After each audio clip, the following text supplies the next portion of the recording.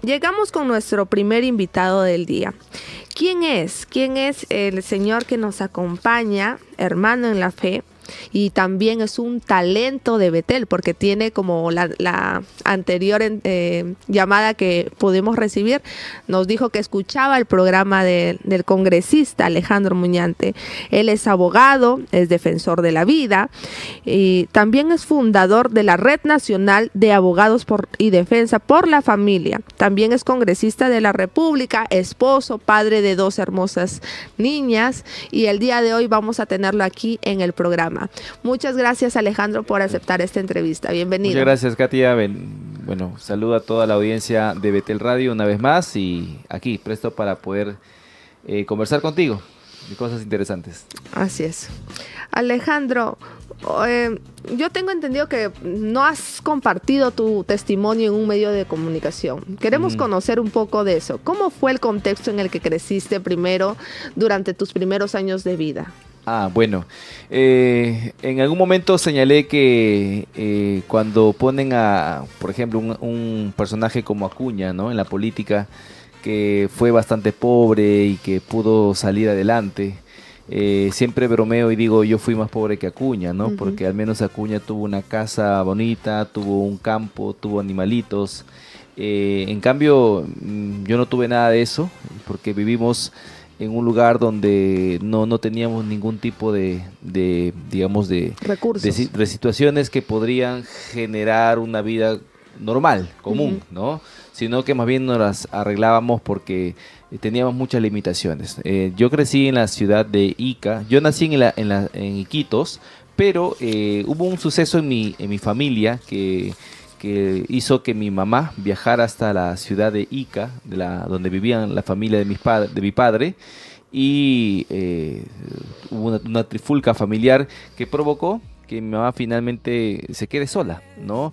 Mi padre prácticamente nos dejó, y entonces mi mamá, ya estando en Ica, no pudo regresarse a su natal Iquitos, y gracias a la colaboración de la familia de mi padre, sobre todo de mi abuelo, que en paz descanse, nos dio un terreno donde incluso hasta se pagó por ese terreno, y tuvimos que construir 2 cuartos de adobe. Yo todavía recuerdo en mi mente cómo construíamos esa casita de adobe, ¿no?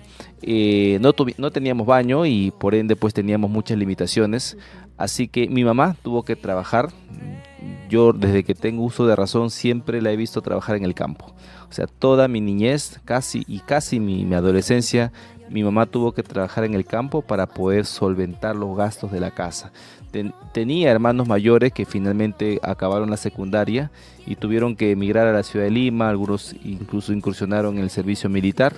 Yo me quedé en Ica con mi mamá, con mi hermana menor, Rosa, con quienes teníamos que cocinarnos, teníamos que atendernos nosotros mismos, teníamos que cuidarnos a nosotros mismos, porque mi mamá salía de trabajar a las 5 de la mañana y regresaba pues 6, 7 de la noche, y eso era de lunes a sábado, ¿no?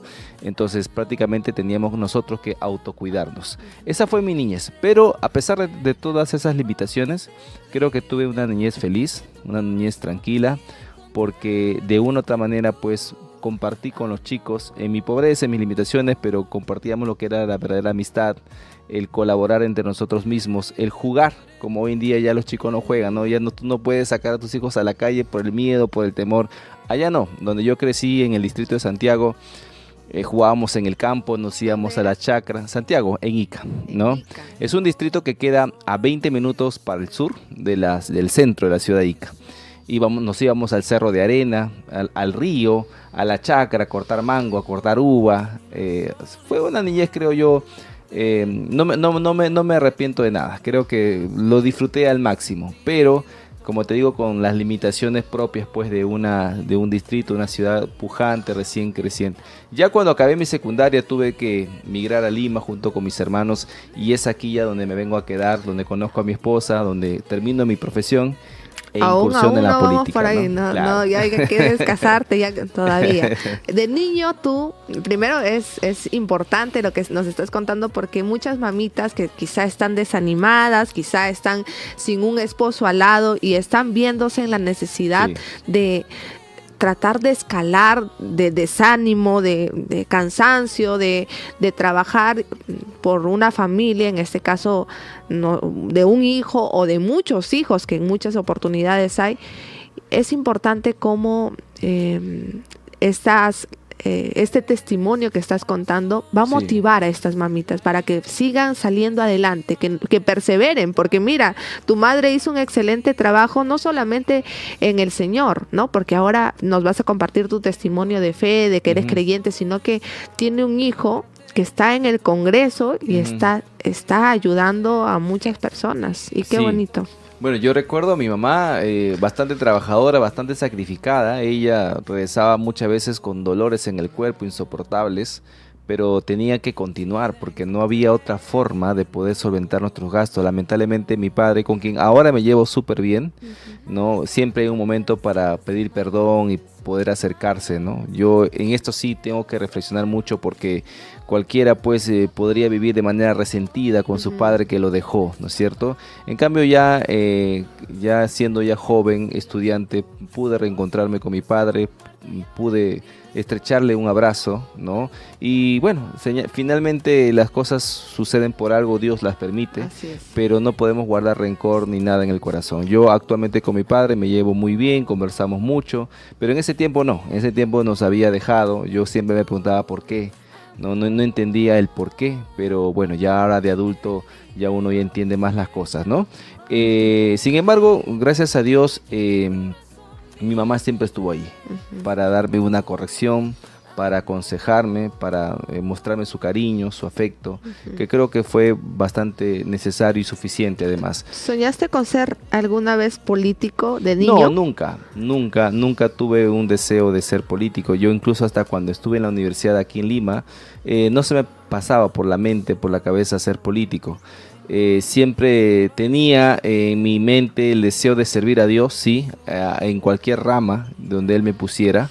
Y cuando estudié la carrera de Derecho, tenía algunos problemas con respecto a dónde me iba a ubicar, porque claro, yo quería servir a Dios y quería, digamos, una especialidad o buscar una especialidad que de otra manera me acerque con el servicio de la iglesia. Pero en ese tiempo pues llega la ideología de género, donde ya me confirmó el Señor que era para eso, para lo cual me había llamado, ¿no? Alejandro, ¿tú siempre estuviste inclinado para el cristianismo o en algún momento de tu vida te inclinaste por alguna otra religión? No, yo primero, siempre desde niño me gustaba mucho escuchar la palabra de Dios. En mi casa nunca cultivamos una fe, ¿no? No soy de cuna cristiana. No soy yo conocí al Señor por designios divinos directamente. Nunca fui formado por mis padres o por mi madre en la fe, ¿no? Yo conocí al Señor casi en la adolescencia, ¿ya? Entonces, pero desde niño siempre me gustaba escuchar mucho la palabra de Dios, de tal manera que en un momento, cuando yo tenía cerca de 8 o 9 años de edad, llegaron los mormones a mi casa, ¿no? Llegaron los mormones y como ellos hablaban de Dios, pues yo en ese momento no sabía diferenciar entre doctrinas ni nada de eso, pero el solo hecho de que ellos hablaban de Dios a mí me reconfortaba, ¿no? Y entonces me emocionaba mucho cuando recibía sus visitas. Entonces, poco por poco nos fuimos involucrando en esa iglesia, ¿no? En ese credo. Y luego, ya cuando fui adolescente, me comencé a involucrar mucho más en el conocimiento de la doctrina mormona, ¿no? O de la Iglesia de Jesucristo de los Santos de los Últimos Días. Seguramente habrá alguien que nos esté escuchando de la iglesia. Le mando mis saludos. Creo que hacen un buen trabajo, pero yo quería conocer mucho más allá que solamente una religión, sino que quería conocer a Dios mismo, ¿no? Y en el transcurso de mi adolescencia es cuando Dios me muestra su palabra.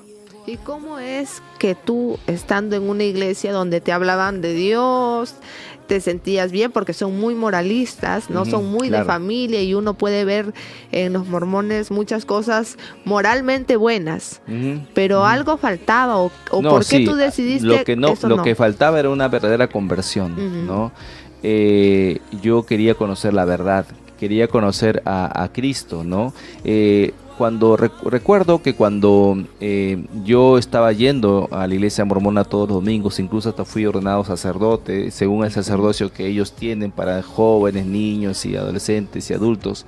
Entonces yo me estaba involucrando muchísimo en eso y recuerdo que quería formarme para poder convertir a los evangélicos al mormonismo, ¿no? Estaba preparándome para eso, hasta que un día vi a un vecino que era cantante de grupos de música, que se había convertido al evangelio, ¿no? Y yo conocía su vida, sabíamos que era terrible, pues, ¿no? Sin embargo, después lo vi con una Biblia, y no solo a él, sino a toda su familia. Y a mí me sorprendió, me llamó muchísimo la atención, y sobre todo por el cambio, un cambio que yo no había experimentado todavía, a pesar de que había ahondado en el conocimiento de la doctrina mormona. Y me llamó poderosamente la atención y tuve la necesidad de conversar con él. Así que un día lo hice, conversando con él. No hablamos, no discutimos sobre teología, no discutimos si es que yo o él tenía la razón. Solamente él me habló única y exclusivamente de Jesucristo, del poder transformador de Cristo, de lo que Dios hizo con él, de lo que Dios hizo en su familia. Y para mí era algo completamente nuevo, porque yo no había experimentado ese nuevo nacimiento. Y despertó tu curiosidad, claro, y empezaste a decirle, compárteme más, o sí, tú por tu cuenta. Pero lo que pasa es que entré en un periodo de confusión bastante fuerte. Era tanta la confusión que incluso yo tenía la necesidad de orar mucho, sin haberme convertido todavía al cristianismo propiamente dicho. Yo recuerdo que tenía la necesidad de orar y en mi casa no podía hacerlo, así que me iba a la chacra de noche y me arrodillaba y le pedía a Dios que me muestre su verdad, porque o sea, yo tenía la intención o el deseo de querer servir a Dios, pero quería hacerlo en un lugar donde realmente Él estaba. O sea, no me quería acomodar yo a una religión, sino que quería que Él me muestre dónde está su palabra, dónde está su verdad, dónde está Él, ¿no? Entonces oraba, recuerdo que le preguntaba mucho a Dios, pensaba demasiado, me dolía la cabeza cuando dormía, porque era mi preocupación de día, de noche. Agarré y encontré una Biblia que yo tenía, que me la habían regalado desde muy niño, y dije, bueno, si los mormones y los evangélicos leen la Biblia, entonces solamente voy a leer la Biblia para poder encontrar la verdad. Y comencé a leer la Biblia. Hasta que pasó una semana, 2 semanas, y nuevamente me encontré con él, pero yo como que me había convencido de que Dios, si me había hecho conocer el mormonismo, debía quedarme ahí. Como que ya estaba, me estaba... como que era tu religión segura. Claro, como que ya me estaba acomodando nuevamente. Sin embargo, ese mismo día, un domingo, recuerdo, domingo fue 2 de julio, si no me equivoco, yo me estaba preparando ya para irme nuevamente a mi reunión, ¿no?, de los domingos, y me volví a encontrar con el hermano en la mañana. Y me volvió a hablar de Cristo. Y en ese momento yo sentí la necesidad de escucharlo. Y entonces cuando él ve que Dios estaba operando en mi corazón en ese momento mientras él me hablaba, porque mis lágrimas caían, me hizo la oración de fe, ¿no? Oramos para que Dios pueda entrar en mi corazón, Dios pueda entrar en mi vida. Así que en ese momento levanté mi mano, oré, recibí a Cristo, sentí una carga, digamos, la presencia de Dios mismo que nunca la había sentido antes. Y en ese momento entendí que Dios había respondido mis oraciones. Así que sin saber por qué, sin discutir teológicamente por qué estaba equivocado el mormonismo, simplemente dejé de acudir a la iglesia mormona, y porque ya había yo sentido en mi alma, en mi espíritu, que Dios me había respondido. Y en ese mismo momento acudo a la iglesia cristiana evangélica y vi también la manifestación del Espíritu Santo. Amén. Así que eso fue lo que confirmó mi llamado, y desde ese momento es que conozco al Señor. Y bueno, aunque en el camino han habido trabas, han habido altos y bajos, la palabra de Dios ha sido sembrada en mi corazón, y desde ese momento pues siempre Dios me ha involucrado con su obra. Porque ya te estaba contando hace un momento que cuando estudié la carrera de Derecho tuve una crisis existencial porque no sabía para qué había estudiado esa carrera. Pero cuando ingresa la ideología de género en el currículo escolar en el año 2016, yo siento también un llamado para poder luchar contra eso. Y entonces esa fue la confirmación por el cual Dios me había formado como abogado. Y ahora fundaste también RENAFAN, sí, ¿no? Claro que Justamente. sí. Y cuando fundo RENAFAN, lo hicimos bajo la entera convicción de que teníamos que poner nuestra profesión al servicio de Dios.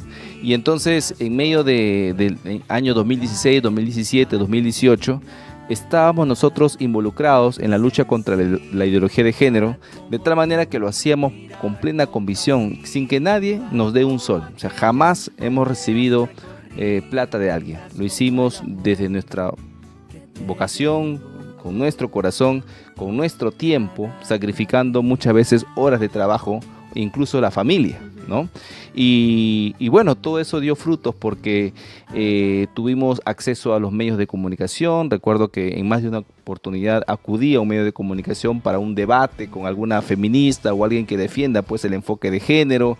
Luego tuvimos la oportunidad de conocer a algunos congresistas para poder llevarles un informe, una ayuda a memoria sobre una ley que en ese momento se estaba discutiendo, y grande era nuestra satisfacción porque veíamos a los congresistas cuando intervenían, tanto en la comisión como en el pleno, señalar los mismos puntos que nosotros les habíamos hecho llegar, ¿no? Entonces entendimos que nuestro trabajo realmente estaba siendo efectivo, y en medio de todo eso entendí cómo se maneja el Congreso, ¿no?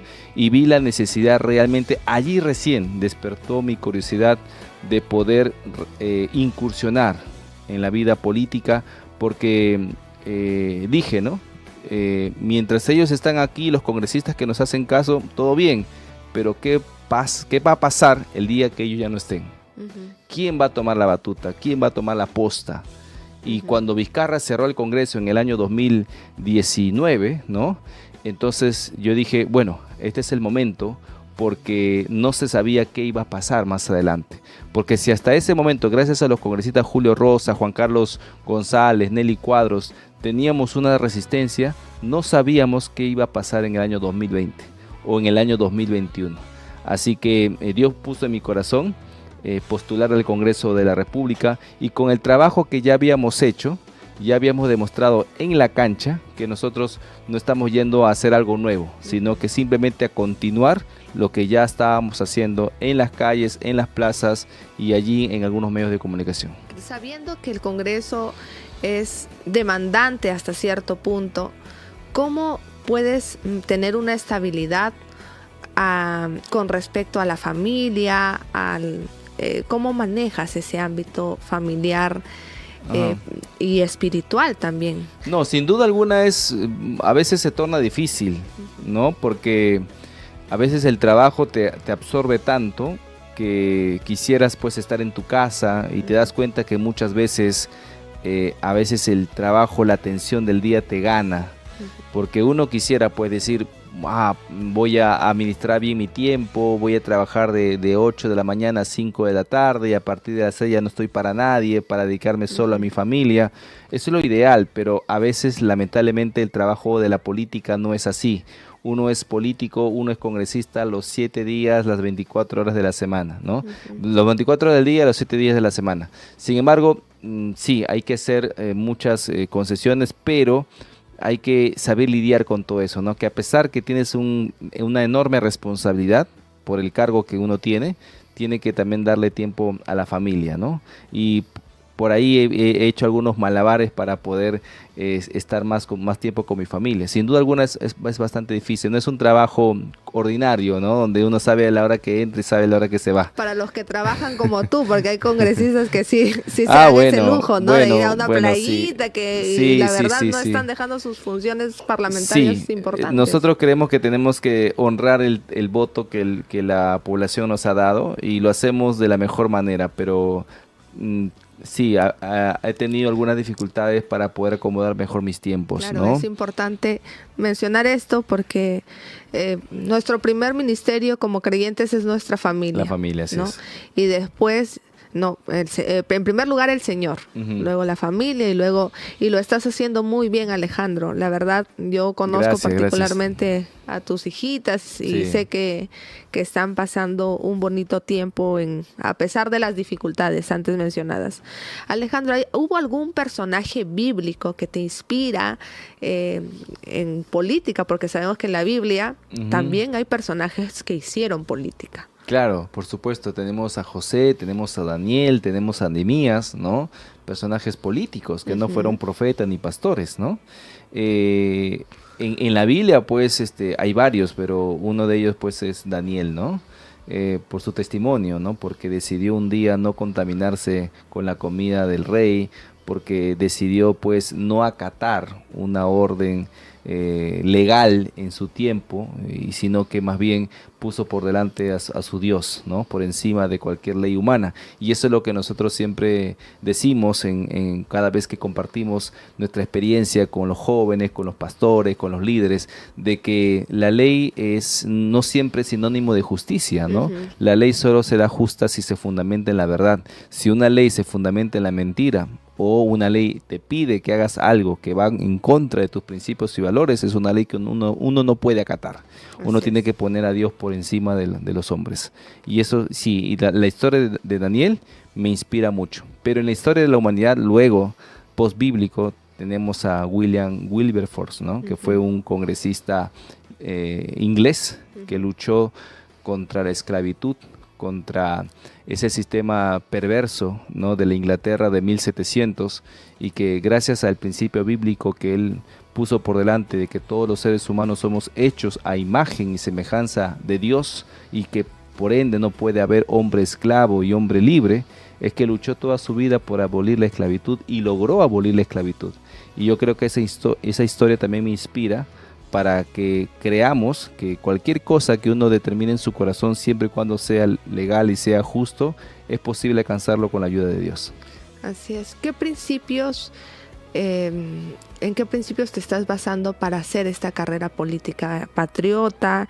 Desde tu perspectiva cristiana y conservadora, ¿cómo aplicas tu labor legislativa dentro del Congreso?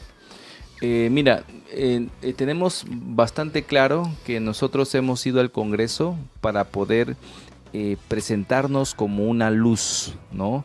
Para ser la voz de aquellos que no tienen voz, para poder luchar por aquello que es verdadero. Y entonces, cuando llegamos al Parlamento Nacional, tuvimos en claro desde un primer día eso. Incluso el mismo día de mi juramentación como congresista, prometí por Dios, por la vida, por la familia y por la libertad. Entonces esos son los principios que me mueven: la vida, la familia, la libertad y por supuesto también la patria, ¿no? Y cuando uno defiende la vida, tiene que defenderla desde la concepción hasta su muerte natural, pero no solamente para oponerte a las políticas de aborto, sino también para poder, digamos, luchar por una calidad de vida de los peruanos, ¿no? Por políticas que justamente lleven vida, ¿no? Que no maltraten a los seres humanos. Y ahí también está considerado, pues, el sistema de salud, ¿no? Que también estamos trabajando mucho para que mejore, ¿no? Sabemos que la situación del sistema de salud es bastante precaria en nuestro país, pero cuando decimos que luchamos por la vida, no solamente estamos luchando por la vida del concebido, sino por la salud en general. Cuando decimos que luchamos por la familia, es para poder lograr poner a la familia nuevamente en el centro de toda política pública. Eliminar, por ejemplo, el Ministerio de la Mujer y crear el Ministerio de la Familia, ¿no? Implementar el enfoque de familia y eliminar el enfoque de género. Cuando decimos que luchamos por la libertad, es precisamente para luchar contra el estatismo, contra esas políticas intervencionistas, esas políticas que de una u otra manera quieren cortarte la libertad de poder profesar tus ideas o profesar tu fe de manera abierta, públicamente, ¿no? Y existe, pues, en el mundo, no solamente en el Perú, una política para poder reprimir la voz de los cristianos a nivel internacional. Y cuando decimos finalmente que vamos a luchar por la patria, es para luchar por nuestra soberanía, para impedir que sean las ONGs, ¿no?, las que nos dicten nuestra agenda política y las que sean ellas finalmente las que determinen en qué debemos creer o cómo debemos expresarnos. en esos temas estamos bastante claros y sobre esos puntos es que nosotros hemos agolpado nuestra tarea legislativa. ¿Recomendarías tú o qué requisitos, mejor dicho, debería tener un joven o una mujer para poder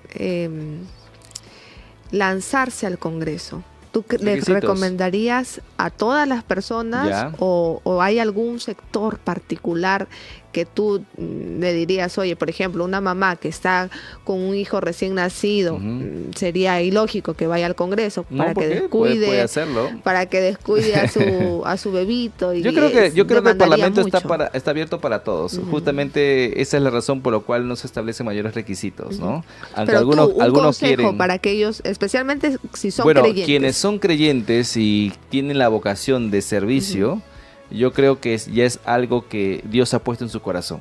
No pueden apagar esa llama en su corazón. Dios pone talentos en cada uno de nosotros. Así como Dios tiene un especial llamado para el pastorado, por ejemplo, que es un llamado divino, Dios también llama para otros servicios, porque en el cuerpo de Cristo no todos somos cabeza, no todos somos pie, no todos somos manos. Entonces, quienes tengan una vocación por el servicio público, por postular a un cargo político, lo que fuese, tienen que trabajar en ello porque es algo que Dios ha puesto en su corazón y en su mente.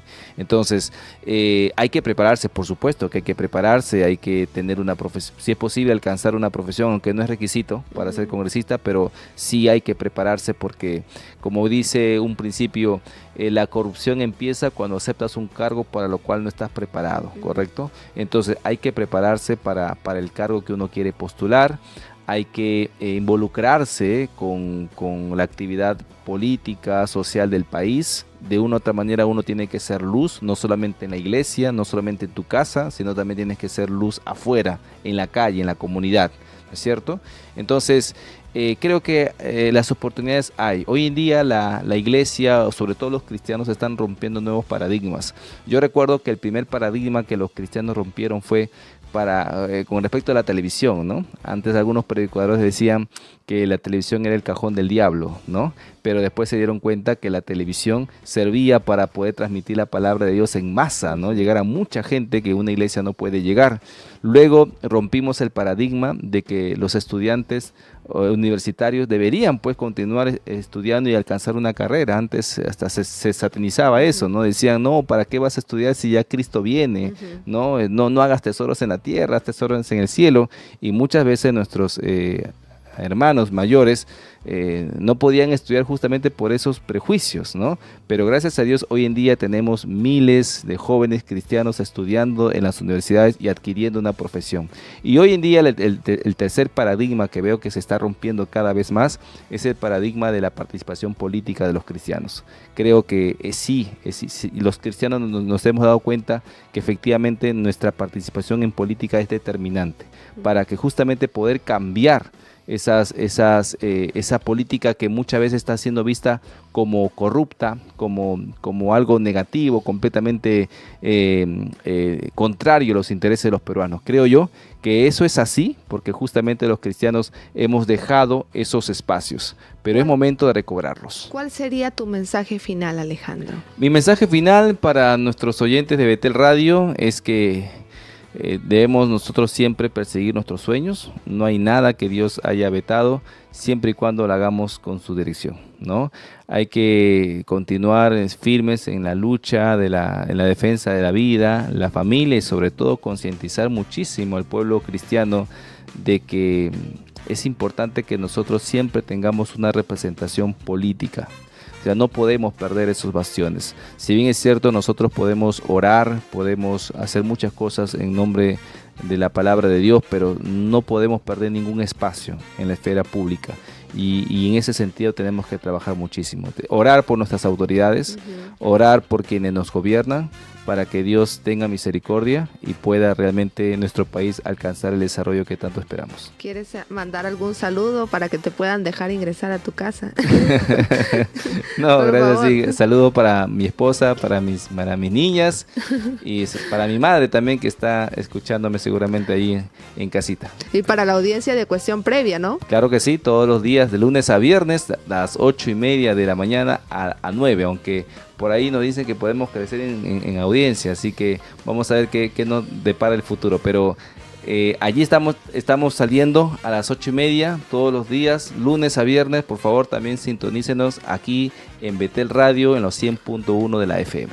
Así es, él ha sido Alejandro Muñante, abogado y defensor de la vida de la Red Nacional, tiene una Red Nacional de Abogados por la Defensa de la Familia, también es congresista de la República y ha estado con nosotros el día de hoy aquí en el programa Una Voz Referente